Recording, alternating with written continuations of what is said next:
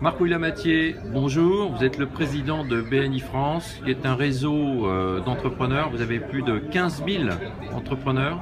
Quel est le principe de BNI? Alors, le principe de BNI, c'est le développement des ventes de chacun des membres des groupes BNI par le marketing de bouche à oreille. Vous organisez en fait 500 réunions d'entrepreneurs chaque semaine. C'est ça. Il y a 535 groupes qui se réunissent de manière hebdomadaire, donc avant les horaires habituels de travail, donc entre 7h30 et 9h généralement, pour apprendre à mieux se connaître et à se recommander auprès de l'extérieur. Et le but, on est bien d'accord, c'est développer les ventes, faire du chiffre d'affaires additionnel. Le but, c'est effectivement de développer un chiffre d'affaires exceptionnel avec une clientèle qui n'est pas la clientèle habituelle. On en a bien besoin en ce moment parce que les entreprises courent tous après du nouveau chiffre d'affaires. Oui, et puis comme c'est un système de solidarité les uns avec les autres, ça permet à chacun de faire un peu plus son métier, un peu moins de commercial. Alors vous m'avez dit que BNI France était un des leaders dans le monde de ce réseau d'affaires. Ça marche très bien aux États-Unis, mais en Europe, BNI France, vous êtes devant l'Allemagne, l'Angleterre. Comment vous expliquez le succès? Alors BNI est effectivement présent dans 67 pays. BNI France, donc en France, nous sommes le leader européen, puisque avec nos collègues allemands, britanniques et autres, on a des résultats qui sont tout à fait surprenants pour eux, totalement normaux pour moi. Comment vous expliquez Marc-William Mathiez, comment vous expliquez le succès de BNI en France? Alors moi je considère qu'on critique souvent les entrepreneurs français et de mon point de vue les entrepreneurs français font partie des plus efficaces au monde. Et à partir du moment où ils croient en quelque chose et ils croient que ça va leur apporter quelque chose, ils sont capables d'aller très vite et c'est ce que l'on rencontre aujourd'hui en France. D'accord, c'est une capacité d'adaptation plus rapide peut-être que d'autres. Capacité d'adaptation et de mouvement.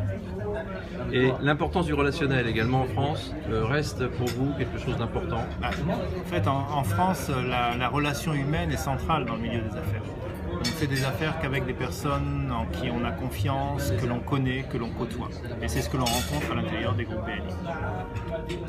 Vous, dans vos réseaux, dans vos rencontres, vous organisez en réalité des prises de contact entre gens qui se connaissent pour effectivement développer du business additionnel. Alors, la prise de contact est un élément important, mais ce qui l'est beaucoup plus, c'est le développement de la relation de confiance et de connaissance de l'autre. De faire en sorte que deux personnes ayant des métiers totalement différents se connaissent vraiment d'une manière profonde. Vous avez 15 000 adhérents, c'est énorme. Vous pensez pouvoir développer de manière importante encore vos adhérents? Pour moi, 15 000, c'est le début. On n'a pas encore atteint le point de bascule. BNI est dans un mouvement rapide, un mouvement de développement. C'est quelque chose qui est basé sur, comme dit, sur la solidarité. Nous ne sommes pas connus, nous ne faisons rien pour être connus non plus. Et pour nous, nous n'en sommes qu'au début. Maintenant, vous allez passer sur Entreprendre TV, vous allez peut-être le début de la notoriété, vous inquiétez pas. Vous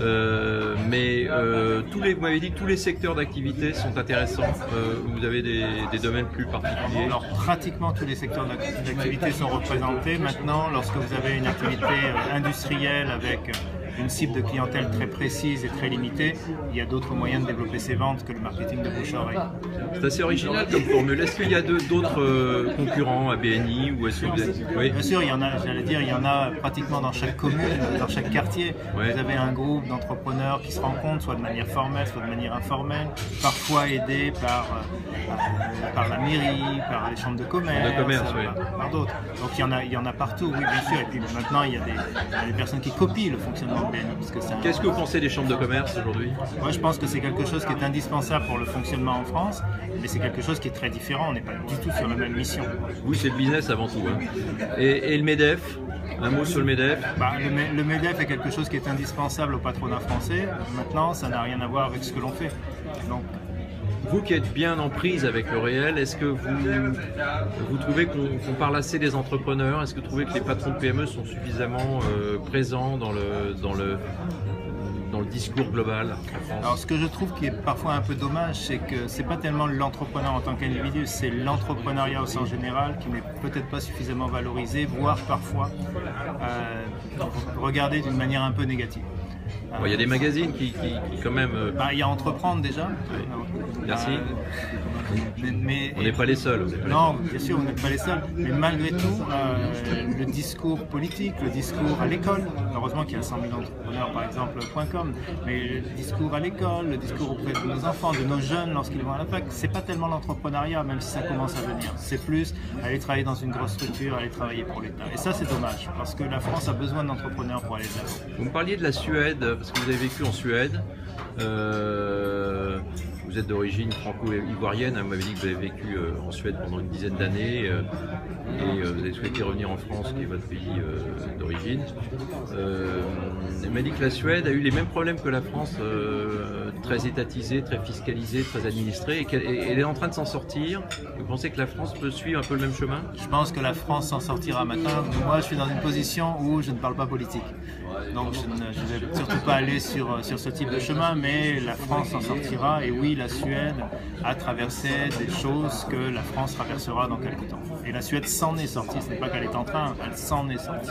Oui, parce que comme vous l'avez dit tout à l'heure, la France a une capacité d'adaptation, de réactivité peut-être assez unique au monde. Oui. Et si on le remet sur les rails, ça peut aller très très vite, on le voit dans les processus d'innovation. Il y a des gens quand même en France comme BFM TV qui font énormément pour l'esprit d'entreprendre aussi. Bien sûr, maintenant BFM TV, comme Entreprendre d'ailleurs, oui, c'est regardé ou lu par des entrepreneurs, donc des personnes qui ont déjà décidé de passer le pas. Et oui, la sensibilisation, elle se fait ailleurs. Elle se fait ailleurs. En tout cas, Marc-William Mathiez, président de BNF France, moi, je ne peux que vous féliciter. On vous souhaite plein de développement pour votre réseau qui contribue à l'essor économique. Vous m'avez dit le chiffre d'affaires global que vous générez, j'ose à peine le rappeler, c'est combien de millions d'euros? 671 millions sur les 12 mois glissants qui viennent de s'écouler. Juste dans les recommandations de premier niveau, c'est-à-dire le business additionnel immédiat généré par les membres. Eh bien, bravo pour cette belle performance et longue vie et bonne chance à BNI France. Merci Marc-William Mathiez sur Entreprendre TV. Bonne continuation et à bientôt. Au revoir.